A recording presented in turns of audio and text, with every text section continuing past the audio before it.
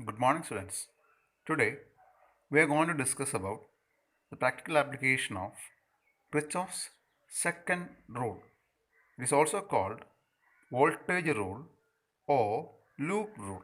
Weissen's bridge. Weissen's bridge is a practical application of Kirchhoff's rules. Weissen's bridge is a circuit that consists of four resistors R1, R2, R3 and R4. Across the diagonally opposite points A and C, a battery is connected and it is called batterium. Across the other diagonal 2 points B and D, a galvanometer is connected and it is called galvanometer. The current through the resistance R1 is I1. The current through the resistance R2 is I2. The current through the resistor R3 is I3 and the current through the resistor R4 is I4. The galvanometer resistance is marked as G and current through the galvanometer is Ig. Let's apply Kirchhoff's second rule or voltage rule to the loop A, B, D, A. Loop A, B, D, A. A, B, D, A. The rule is saying that total potential sigma V in a closed loop is 0. Total potential in a closed loop is 0. So, if we apply from A to B, the potential across A to B is I1 R1 because from Ohm's law we have potential V is equal to I into R. So here the current is I1 and the resistance is R1. So the potential drop is I1 R1. So we reach the point B. From B to D, the potential drop is Ig. The current through the galvanometer is Ig and the galvanometer resistance is G. So Ig into G. And we reach the point D. Here there is a negative sign because we are calculating the potential in this direction and the current is in the opposite direction. So there is a negative sign. So and the potential here is I2 into R2. I2 into R2. So we start from A, B, D, A. So the loop is completed. So we can write the total potential sigma V is equal to 0. Again, we are going to write the equation for the another loop. Loop B, C, D, B. Loop B, C, D, B. We will start from the point B. The potential here is the current into resistance I3 into R3. So loop, we will write loop name of the loop B, C, D, B. So the current through the potential drop at BC is I3 R3. Here current into resistance. So we reach the point C. We need to move from C to D. Here there is a negative sign because we are moving from C to D and the current is in the opposite direction. So there is a negative sign. The potential drop here is I4 R4. So that is I4 R4. We reach the point D. We need to move from D to B.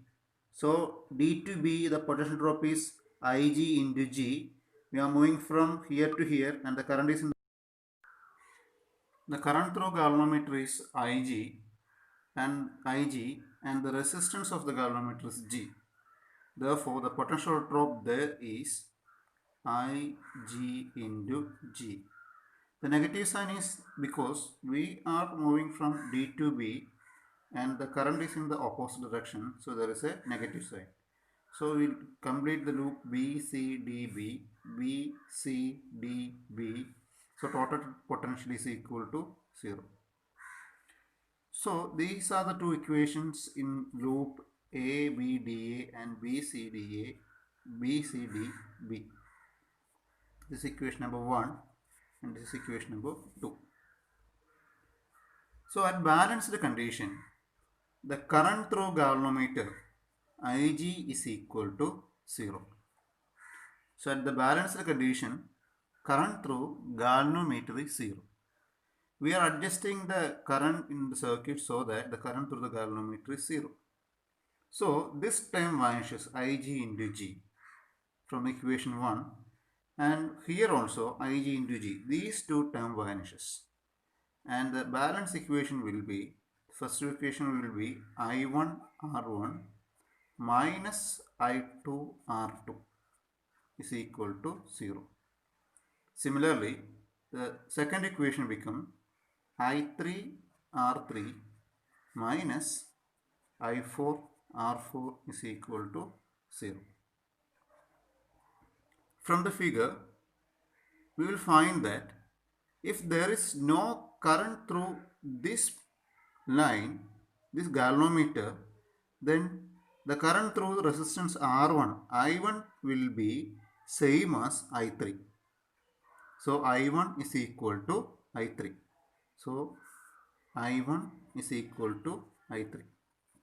Similarly, if there is no current through this circuit, that means the current I2 is same as I4.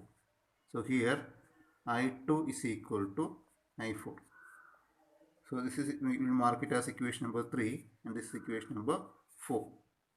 So let's rearrange this equation as, for the third equation as I1 R1 is equal to, we will take the I2 R to the right hand side, so I2 R2, and the fourth equation become I3 R3 is equal to I4 R4.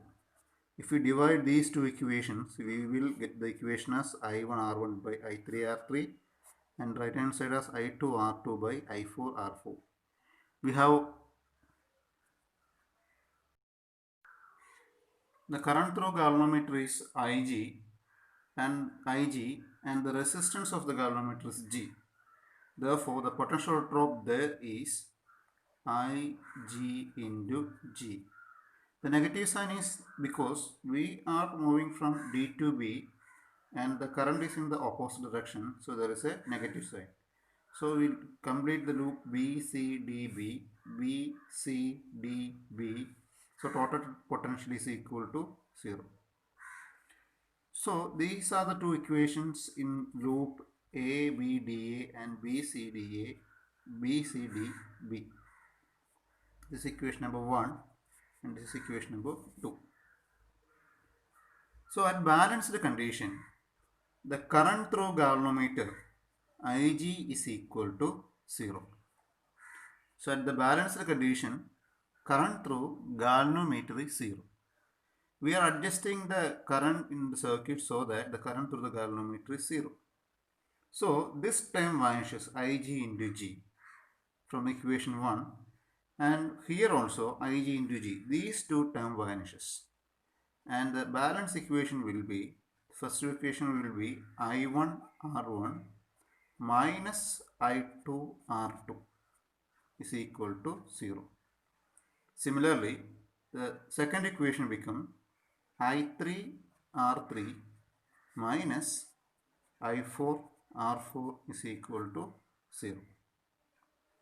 If we, from the figure we will find that if there is no current through this point, this line, that means this circuit,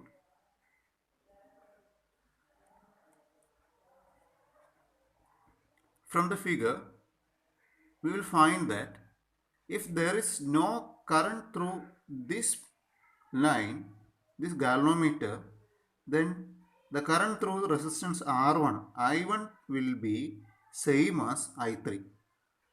So I1 is equal to I3. So I1 is equal to I3. Similarly, if there is no current through this circuit, that means the current I2 is same as I4. So here I2 is equal to I4.